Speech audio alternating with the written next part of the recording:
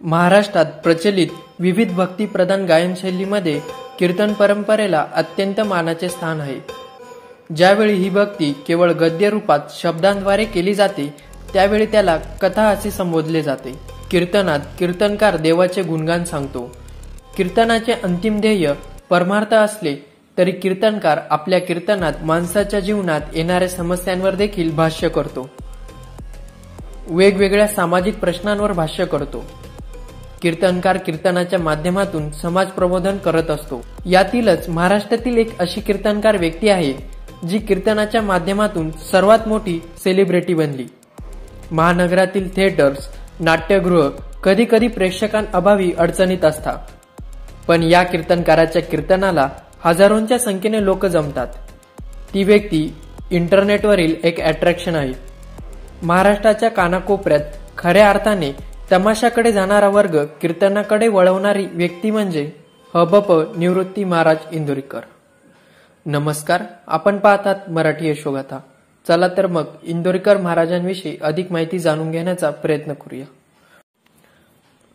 अकोले तालुक्यातील इंदोरी हे इंदोरीकर महाराजांचे मूळ गाव असून BSc B.Ed पदवीपर्यंत शिक्षण झाल्यानंतर साधारण 1994च्या आसपास महाराजांच्या जाहीर कीर्तनाला सुरुवात झाली। पहिली काही कीर्तने संगमनेर तालुक्यात झाल्यानंतर त्याचा बोलबाला झाला आणि मग राहुरी, श्रीरामपूर, अहमदनगर अशा शहरांमधून त्यांना कीर्तनाच्या सुपाऱ्या मिळू लागल्या। त्यानंतर नगर जिल्ह्यातच नव्हे तर अवघ्या महाराष्ट्रामध्ये आपल्या कीर्तनाच्या अनोख्या विनोदी ढंगाने ओळखल्या जाणाऱ्या शैलीमुळे इंदोरीकर महाराजांचे कीर्तन ठिकठिकाणी चर्चेचा विषय ठरू लागले। इंदोरीकर महाराज हे नाव एक ब्रँड बनले। रोज 3 असे वर्षाकाठी साधारण 1500 कीर्तन ते करू लागले। कीर्तन हे उत्पन्नाचे साधन नव्हे तर एक जबाबदारीचे कार्य म्हणून ते पार पाडत आहे। इंदोरीकर महाराजांचे नाव नेहमी चर्चेत असते, पण महाराजांच्या समाज कार्याची चर्चा कमी केली जाते।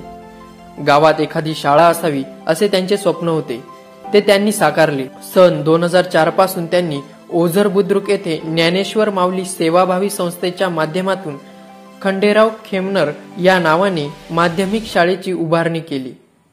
ही शाळा 10वी पर्यंत आहे।